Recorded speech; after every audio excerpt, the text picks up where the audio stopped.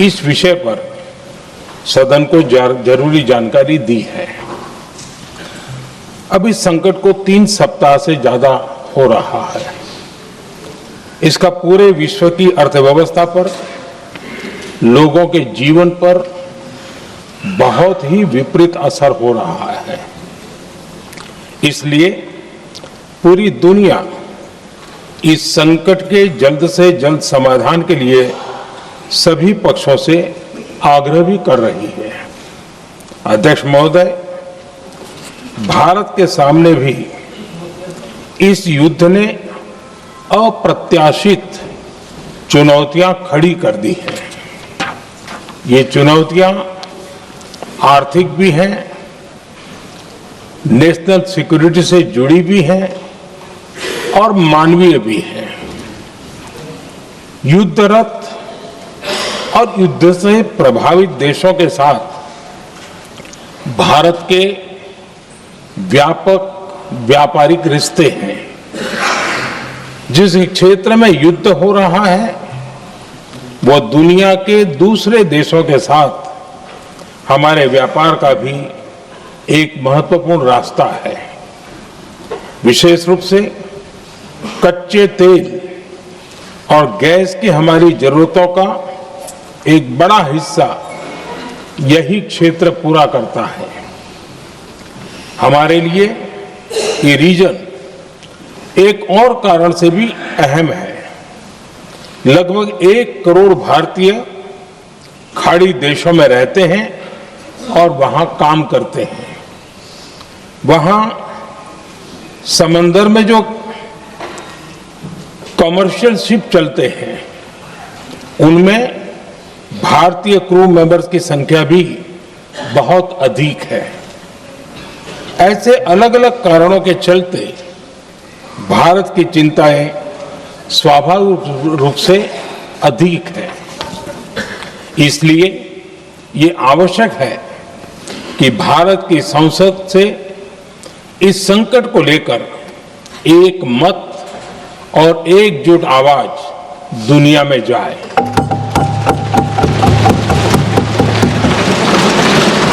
अध्यक्ष जी, जब से ये युद्ध शुरू हुआ है तब से ही प्रभावित देशों में हर भारतीय को जरूरी मदद दी जा रही है। मैंने खुद पश्चिम एशिया के ज्यादातर देशों के राष्ट्राध्यक्षों के साथ 2 राउंड फोन पर बात की है। सभी ने भारतीयों की सुरक्षा का पूरा आश्वासन दिया है। दुर्भाग्य से इस दौरान कुछ लोगों की दुखद मृत्यु हुई है और कुछ घायल हुए हैं। ऐसे मुश्किल हालात में परिवारजनों को आवश्यक मदद दी जा रही है। जो घायल है उनका बेहतर इलाज सुनिश्चित कराया जा रहा है।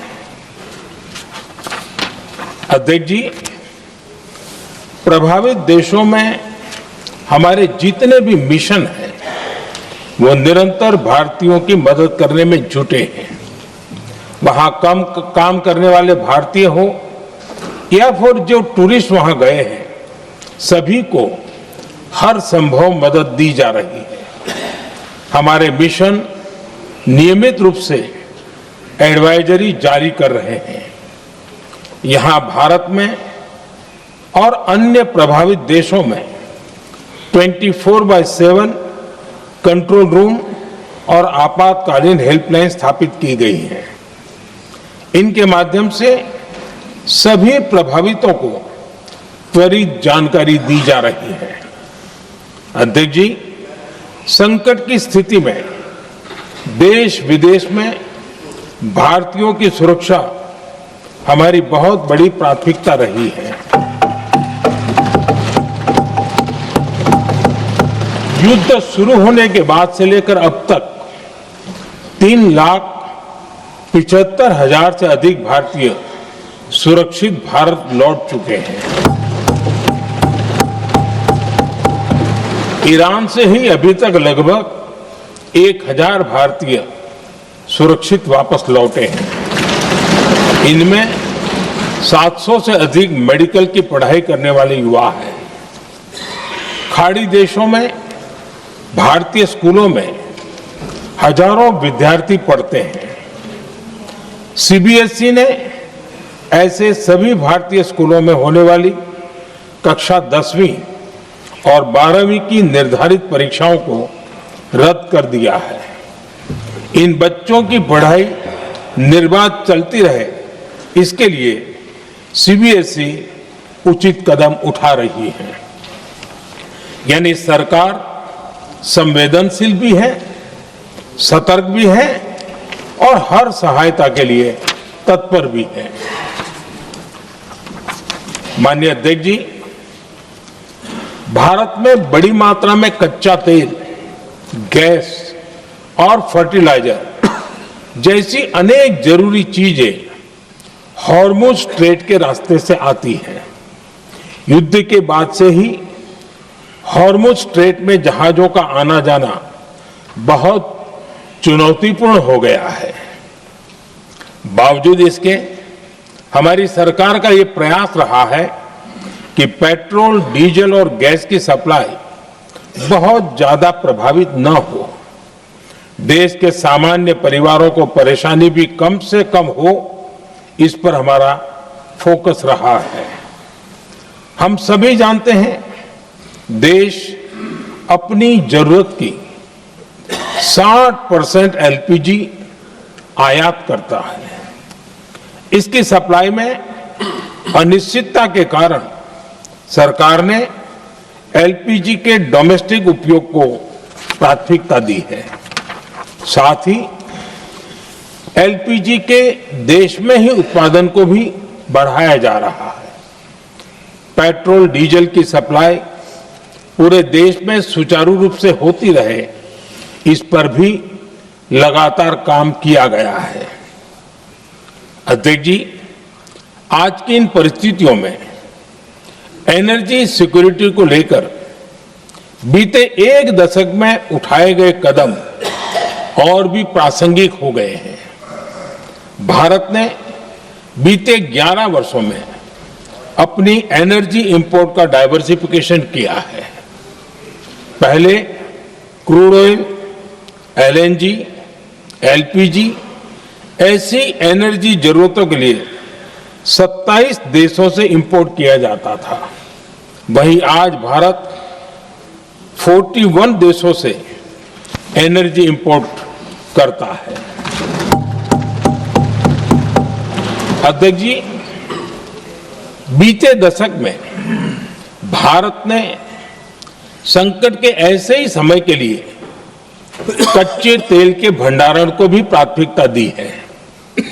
आज भारत के पास 53 लाख मीट्रिक टन से अधिक का स्ट्रेटेजिक पेट्रोलियम रिजर्व है और 65 लाख मीट्रिक टन से अधिक के रिजर्व की व्यवस्था पर देश काम कर रहा है। हमारी तेल कंपनियों के पास जो रिजर्व रहता है वो अलग है। बीते 11 वर्षों में हमारी रिफाइनिंग कैपेसिटी में भी उल्लेखनीय वृद्धि हुई है। अध्यक्ष जी, सरकार अलग अलग देशों के सप्लायर्स के साथ भी लगातार संपर्क में है। प्रयास ये है कि जहां से संभव हो वहां से तेल और गैस की सप्लाई होती रहे। भारत सरकार गल्फ और आसपास के शिपिंग रूट्स पर निरंतर नजर बनाए हुए है। हमारा प्रयास है कि तेल हो, गैस हो, फर्टिलाइजर हो, ऐसे हर जरूरी सामान से जुड़े जहाज भारत तक सुरक्षित पहुंचे। हम अपने सभी वैश्विक सहयोगियों के साथ निरंतर संवाद कर रहे हैं ताकि हमारे मैरीटाइम कॉरिडोर सुरक्षित रहे। ऐसे प्रयासों के कारण बीते दिनों हॉर्मुज स्ट्रेट में फंसे हमारे कई जहाज भारत आए भी हैं। अध्यक्ष जी, संकट के इस समय में देश की एक और तैयारी भी बहुत काम आ रही है। पिछले 10-11 साल में इथेनॉल के उत्पादन और उसकी ब्लेंडिंग पर अभूतपूर्व काम हुआ है। एक दशक पहले तक देश में सिर्फ 1-1.5% इथेनॉल ब्लेंडिंग कैपेसिटी थी। आज हम पेट्रोल में 20% इथेनॉल ब्लेंडिंग के करीब पहुंच रहे हैं। इसके कारण प्रति वर्ष करीब 4.5 करोड़ बैरल कम ऑयल इंपोर्ट करना पड़ रहा है। ऐसे ही रेलवे के बिजलीकरण से भी बहुत बड़ा फायदा हो रहा है। अगर रेलवे का इतना बिजलीकरण न होता तो हर साल करीब 180 करोड़ लीटर डीजल अतिरिक्त लगता। ऐसे ही हमने मेट्रो का नेटवर्क बढ़ाया है। 2014 में जहां देश में मेट्रो नेटवर्क 250 किलोमीटर से भी कम था, आज ये बढ़कर करीब 1100 किलोमीटर हो गया है। हमने इलेक्ट्रिक मोबिलिटी पर बहुत अधिक बल दिया। केंद्र सरकार ने राज्यों को 15,000 इलेक्ट्रिक बसें चलाने के लिए दी हैं। आज जिस स्केल पर वैकल्पिक ईंधन पर काम हो रहा है, उससे भारत का भविष्य और सुरक्षित होगा।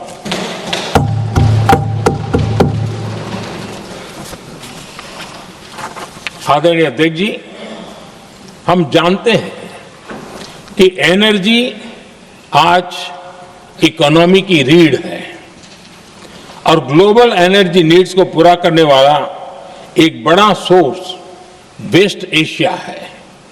स्वाभाविक है कि दुनिया भर की अर्थव्यवस्था वर्तमान संकट से प्रभावित हो रही है और भारत पर इसका कम से कम दुष्प्रभाव हो, इसके लिए निरंतर प्रयास किए जा रहे हैं।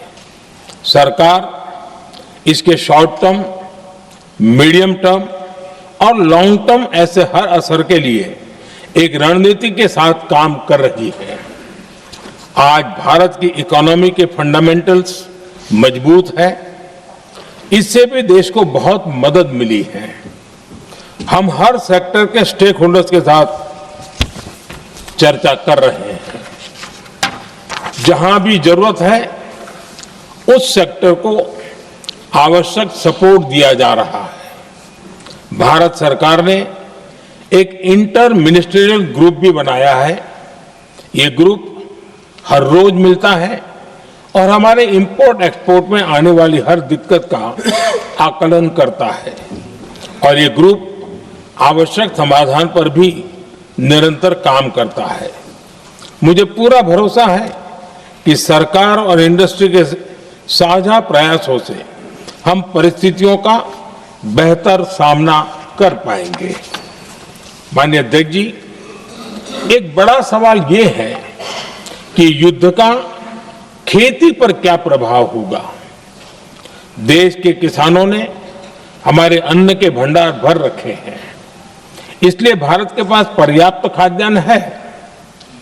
हमारा ये भी प्रयास है कि खरीफ सीजन की ठीक से बुआई हो सके। सरकार ने बीते सालों में आपात स्थिति से निपटने के लिए खाद की पर्याप्त व्यवस्था भी की है। अतीत में भी हमारी सरकार ने दुनिया के संकटों का बोझ किसानों पर नहीं पड़ने दिया था। कोरोना और उस समय के युद्धों के दौरान उस समय भी ग्लोबल सप्लाई चेन में डिस्ट्रप्शन आ गई थी। दुनिया के बाजार में यूरिया की एक बोरी 3,000 रुपये तक पहुंच गई, लेकिन भारत के किसानों को वही बोरी 300 रुपये से भी कम कीमत में उपलब्ध कराई गई। अध्यक्ष जी, देश के किसानों को इस प्रकार के संकटों से बचाने के लिए भी बीते वर्षों में अनेक कदम उठाए गए हैं। पिछले एक दशक में देश में 6 यूरिया प्लांट शुरू किए गए हैं। इससे सालाना 76 लाख मैट्रिक टन से अधिक की यूरिया प्रोडक्शन कैपेसिटी जुड़ी है। इस दौरान डीएपी और एनपीकेएस जैसी खाद का घरेलू उत्पादन भी करीब 50 लाख मैट्रिक टन बढ़ाया गया है। इतना ही नहीं, तेल और गैस की तरह खाद के आयात को भी डाइवर्सिफाई किया गया है। ऐसे ही डीएपी और एनपीके के आयात के लिए भी हमने अपने विकल्पों को विस्तार किया है। अध्यक्ष जी, सरकार ने देश के किसानों को made in India nano urea का विकल्प भी दिया है। सरकार किसानों को प्राकृतिक खेती के लिए भी प्रोत्साहित कर रही है। पीएम कुसुम योजना के तहत किसानों को 22 लाख से ज्यादा सोलर पंप दिए गए हैं। इससे भी डीजल पर उनकी निर्भरता कम हुई है। मैं सदन के माध्यम से देश के किसानों को विश्वास दिलाता हूं कि सरकार किसानों की हर संभव मदद करती रहेगी। आदरणीय अध्यक्ष जी, युद्ध का एक बहुत बड़ा चैलेंज ये भी है कि भारत में गर्मी का मौसम शुरू हो रहा है। आने वाले समय में बढ़ती गर्मी के साथ बिजली की डिमांड बढ़ती जाएगी। फिलहाल देश के सभी पावर प्लांट्स के पर्याप्त कोल स्टॉक्स उपलब्ध है। भारत ने लगातार दूसरे साल 100 करोड़ टन कोयला उत्पादन करने का रिकॉर्ड बनाया है।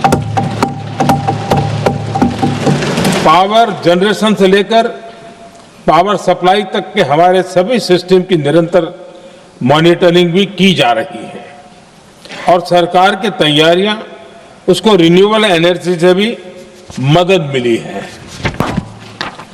बीते दशक में रिन्यूएबल एनर्जी की तरफ देश ने बड़े कदम उठाए हैं।